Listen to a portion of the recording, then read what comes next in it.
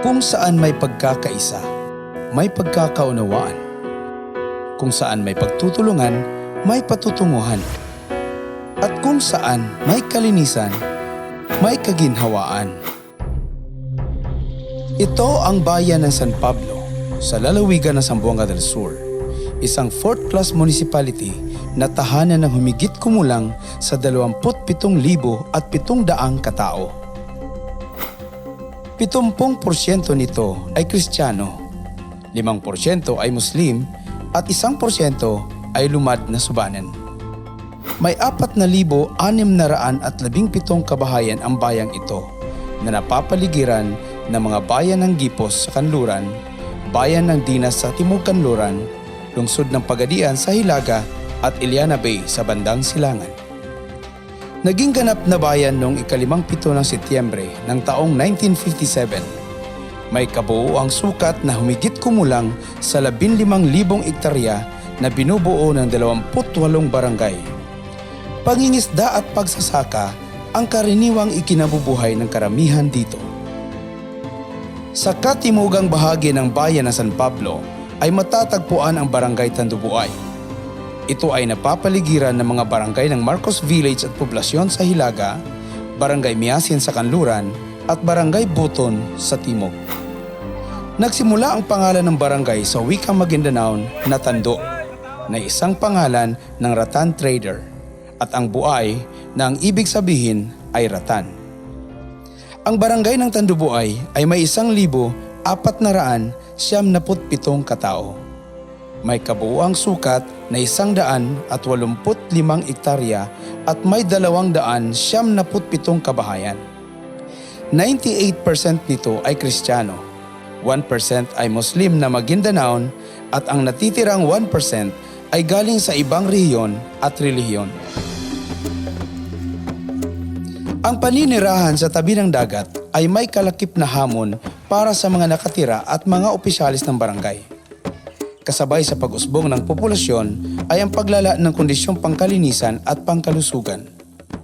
Marami ang mga kabahayan dito ang walang palikuran at kung meron man ay antipulo lamang ang mga ito. Kaya sa kung saan-saan na lamang sila dumudumi. Naging kasanayan na rin ng mga tao ang magtapon ng waste materials sa dagat.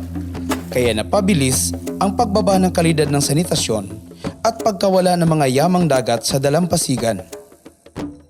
May mga kabahayan din sa tabing dagat na nag-aalaga ng baboy at kung ano-ano pang hayop na kung saan ang dumi ng mga ito ay direktang itinapon at pinapaanod sa tubig dagat. May mga nagbibenta rin ng pagkain at mga tindahang walang sanitary permits at health certificates. Kaya dumarami ang kaso ng gastroenteritis o diarrhea, UTI at iba pa. Kakaunti lamang ang gumagawa ng gulayan sa kanilang bakuran, kaya dumarami rin ang kaso ng malnutrisyon, lalong-lalo na sa mga kabataan. Iilan lamang sa mga kabahayan dito ang may akses sa malinis at ligtas na tubig. Ang iba ay napilitang uminom na lamang ng tubig na galing sa pinakamalapit na balon at iba pang doubtful sources. Taong 2011, isang residente rito na nagngangalang Alan Senyo, isang dating sundalo, ang namatayan ng ama dahil sa diarrhea. Ito ang pangyayaring naging mitsa upang magkaroon ng pagbabago sa kondisyon ng kalinisan. Oktubre ng taong 2013 nang nahalal si Alan bilang punong barangay ng Tandubuay. Tahasan niyang idineklara ang giyera laban sa basura. Ginagawa namin ito hindi dahil sa kompetisyon. Ginagawa namin ito dahil ito lang ang nakita naming paraan na mabago at hindi na magkasakit ang mga tao dito sa barangay. Kasi mahirap magkasakit ngayon. Kasama ang barangay council at municipal health personnel, kinausap nila ang mga mamamayan ng barangay Tandubuay sa pamamagitan ng barangay assembly na humanap ng solusyon sa mga problemang pangkalinisan na kanilang kinakaharap. Kasabay ng mga hakbanging ito ay ang mahigpit na pagpapatupad ng Republic Act 9003 o ang Ecological Solid Waste Management Act of the year 2000. Una sa mga naging proyekto ay ang paggawa ng toilet bowls o inodoro sa pamamagitan ng counterparting o ang pag-aambag-ambag ng pondo na nakalaan para nito.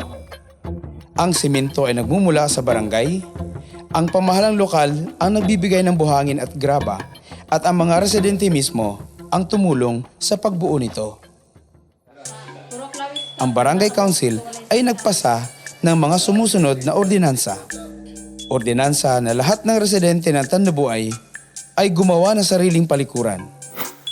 May ordinansa upang gumawa ng blind drainage sa bawat kabahayan. May ordinansa na nagbuo ng posisyon ng Barangay Sanitary Workers o BSW. Ordinansa na nagbabawal na magtinda ng pagkain ng walang health certificate at sanitary permit. May ordinansa na lahat ng naninirahan ay magkaroon ng gulayan. Ordinansa na nag-oobliga na magkaroon ng MRF, compost pile o compost pit ang mga kabahayan. Ito ay upang mapanatiling malinis ang kanilang kapaligiran. Hindi man naging madali ang pagpapatupad ng mga ordinansa at mga programang pangkalinisang ito, ay umani naman sila ng suporta mula sa municipal local government, provincial government, non-governmental organizations, national government agencies, civil society organizations at simbahan.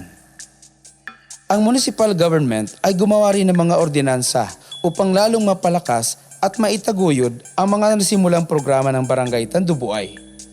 Kabilang narito ang pagbuo ng Solid Waste Management Board, pagkokolekta ng mga basurang di nabubulok 2 beses kada buwan, pagpaparehab ng kalsada at mga daluyan ng tubig, coastal rehabilitation, regular water analysis at ang taunang search for best barangay in the implementation of Republic Act 9003. Dahil ang health and sanitation ay pinakauna naming agenda sa buong bayan, kaya todo suporta kami sa mga programa tungo sa kalinisan sa mga barangays. Kaya pinagkilos namin ang lahat ng mga stakeholders upang ma-sustain ang programa ng kalinisan.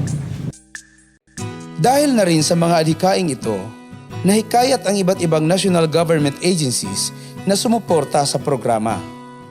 Ang Department of Health ay nagsagawa ng deworming sa mga kabataan sa barangay, salt testing, breastfeeding program, infant and young child feeding at ang pagkakaroon ng butika ng barangay. Ang DepEd naman ay nagsagawa ng clean-up drive at hand-washing lectures. Habang ang DAR at DILG Salintubig Program ay nagbigay ng pondo upang maisaayos ang water system ng Barangay Tandubuay at mga karatig barangay nito. Wala pang 1 taon ang panunungkulan ni Barangay Captain Alan Senyo mula ng Mahalal noong nakaraang taon. Subalit, kapansin-pansin na ang malaking pagbabago at transformasyon ng Barangay Tandubuay sa larangan ng kalusugan at kalinisan. 100% na ang kabahayan ang may sariling palikuran at akses sa ligtas na tubig. Wala ng vendors at food stalls na walang sanitary permits at health certificates. Lahat ay may sarili ng MRF at compost pile. Wala nang nagtatapon ng basura sa kung saan-saan at dumudumi sa dagat. Kaya wala nang naitalang kaso ng diarrhea, dengue at typhoid fever. Ang mga kababaihang dati ay sugapa sa tungits habang nakatungangang naghihintay sa kani-kanilang asawang nasa laot. Ngayon ay abalang-abala na sa pagpapaganda ng kanilang bakuran at pagtatanim ng gulay at pag-aasikaso ng kanilang mga anak. Ang mga pagbabagong ito ang naging dahilan upang gawaran ang Barangay Tandubuay bilang Best Implementer of Republic Act 9003 sa municipal level and Most Outstanding Barangay in Sanitation Practices sa provincial level. Sa kasalukuyan, prioridad ng barangay officials at mga mamamayan ng Tandubuay ang pagpapanatili ng kalinisan at katiwasayan ng kanilang barangay dahil ayaw na nilang mararanasan pa ang dagok ng kanilang nakaraan. Dahil para sa kanila, an ounce of prevention is better than a pound of cure.